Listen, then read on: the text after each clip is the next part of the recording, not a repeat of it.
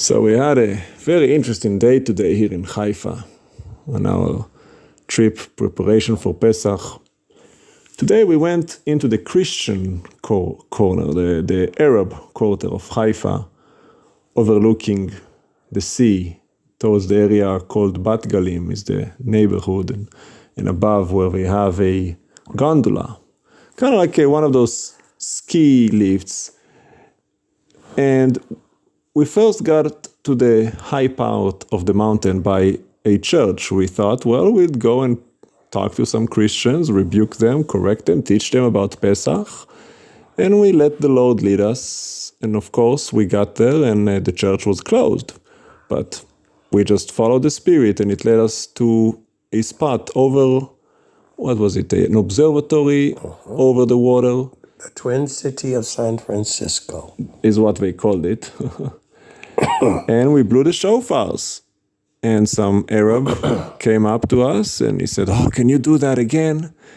So we blew the shofar for him too. And then we tried to tell him what it is. And as soon as we started talking about Torah, he's like, I gotta go. And he just ran. And well, we just kept doing what we do. When we found a bench, we went down. There was a little trail leading down, and we went there. We sat down on a bench, and we saw to the right of us there was this gondola center. It looked like it wasn't even operating. There was nothing on the cables. We just sat down to have our little tuna sandwich, and some guy walked past us that works there. He said, "Enjoy your food, bon appetit." And we said, "Thank you," and we just kept, sitting there. And then on his way back, he asked us about the shofars. And we sparked a conversation, and we started talking about faith. He's an Arab. And while we were talking to him, a group of Israeli men came up with the gondola and joined in the conversation. And you know how it is when you talk faith with a Jew, an American, and an Arab. Almost sounds like a beginning of a joke. And we had a long conversation with all of them, preaching and ministering and, talking sense. And some received it, some did not. But we had a good conversation with this Arab man, this Muslim guy. And then we decided we're going to take the gondola down to the shore, to the beach. And we walked toward the gondola center where we saw his co-workers. One of them was a really big man. He was a big fat guy, Ahmed. And he was kind of like a jester, joker kind of guy. He's big and fat, and he just kind of makes a mockery out of everything, doesn't take anything serious. And that's fine. We bought our ticket, and we got on the gondola, and we waited to go down. He closed the door already, and, you have to wait until they send it down, because we only have two batches of gondolas. So one goes down, one come up.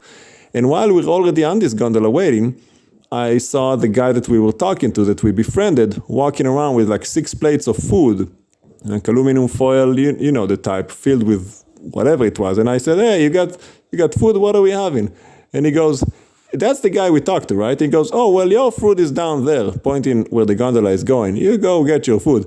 And then the other guy, the big fat guy, that was kind of making a mockery of the, he was like, "What is the shofar for? Well, what are you celebrating? Oh, coronation? Why don't you coronate me? You're trying to bring Mashiach? Hey, I'll be Mashiach." I was like, "Well, no, our Mashiach is Adonai." And, he was, like I said, he was a jester, right? Not a man of faith, obviously. But guess what? After I asked the other guy and he told us our food is downstairs, he approached us from outside the gondola. He's like, "You want some food?" And we asked him, "Well, how much?" And he's like, "Not much, come, you can eat with us." And he opened the gondola. We were already sitting in it. He opened it, let us out. He told us, "Go sit over there on the chair overlooking where the gondola goes down." And they brought us 2 plates of food, chicken breast and kebab and some baked yams and potato with forks. He said, "Here, eat. This is on me." Well, we were in shock, in awe. First off, nobody does that for us, offer us free food, let alone, if anyone would have done it, I would have think it was the guy that we had a long conversation with, that we befriended, that we talked. No, he's the one that said, "Your food is down there." It was the other guy making fun, the fat guy that you would think, well, he's fat, he's probably going to want the food to himself. No, he's the one that just gave us the food and gave us the best seat in the house where people cannot sit. it's for employees only. It's overlooking. It's right where the drop is for the gondolas to go down. 2 chairs. He gave us the food, gave us plates, gave us forks. He said, enjoy. This is on me. It's always the last person you would think that would show you kindness that does. It's never a religious person. It's never going to be someone with a kippah or a cross or a whatever Muslim thing. No, I don't know why it is, but it just is. It's the person that you don't think. The person that you would say, oh, he's just a worldly man. He's just this, he's just that. But for whatever reason, they seem to have the most love, the most genuine kindness. And Steve and I have been talking about this for the last few hours. Like, wow, we were so impressed with this man and his kindness. Pretty much nobody gives us free food. Most people kick us out when we start preaching. But he loved it. And he just wanted to bless us. So praise Papa. It was a wonderful thing to experience. When we got there, we took a bus, 2 buses to get to the top of that mountain, to this Catholic monastery. Well, the Catholics with the statues of Mary, the bowing down before things crafted by the hands of men, the violation of the very rule, you shall make no idols for any reason. To worship, to glorify, to connect with God. No idols. Yet they do. And so many of you are subject to following it. Statues of angels and Mary. There's more statues of Mary than there are of Jesus. What does that tell you? That's the Queen of Heaven. If you know what that term means, it goes back to the female Lilith, ancient pagan beliefs of goddess fertility worship. Ancient. They were doing it long before Torah. So it isn't new. And of course, walking and seeing that this place where we would go, didn't know, but I figured Papa wanted us to go and maybe remind people that Easter is not Easter. That is a goddess term. Instead, we, on the way there, up to that mountain in church, we had no idea about the observatory or any gondolas. We did stop, though, before we got to the spot. We stopped, walked around the lower downtown city area.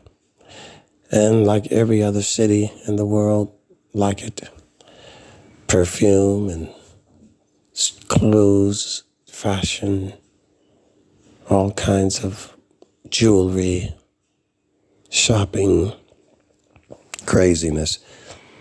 But we walked around and observed some of the craziness in the city, the Easter and rabbits and bunnies. It was quite an experience to watch. They even had flying drones going around the city, buzzing around you like a bumblebee. It was quite interesting. And it was shocking, very shocking to see this bustling city in Haifa. We walked into another store with a recliner or chair, and I did like to sit in a recliner, and it was off to the side, like a private area. Then the owner came out and saw us and encouraged us. He saw our shofars. Yeah, shofars, come, blow your shofar, bless my store. So we walked down to the bigger part of his store entrance, and we blew that shofar and blew that shofar, and they invited us to go and rest ourselves in his custom recliners. And then we walked out and experienced more of the city. Very sad in the dense areas of cities. You could just sense the sadness over stuff, the quest and the thirst for just materialism. But when we got back up to the mountain, this is the area of Elisha and Eliyahu. And this is their area where they challenged the prophets, Baal at Mount Carmel. And being on that mountain, blowing that shofar, perhaps in the very spot where the sacrifice took place, when they caught on fire. Papa said today, take both your shofars, both of them. And I was disappointed that we did not take them yesterday, because we were higher than even today. In the Haifa region of the University of Technology, we were higher. But that was not the spot where Elijah challenged the prophets of Baal. It was where we were today. And so, who knew? We had no plans of going to, or even knew we were going to be in the area of Mount Carmel where Elijah challenged, where Eliyahu prayed. In fact, they were telling us where we were. We had no idea. But Papa said to go, and I'll lead you and I'll guide you. And then he said, now go dip your feet in the water. We never know where your ministry is going to take you. It doesn't matter. It is the Spirit that takes you. The Spirit takes you and lifts you up into places that you weren't going. Elijah was in one spot, the next thing he was gone. We were in one spot, the next we were gone. The Spirit just took us to another spot. Where the Spirit leads, and God's will be done. God's will be done. Hallelujah. Mm-hmm.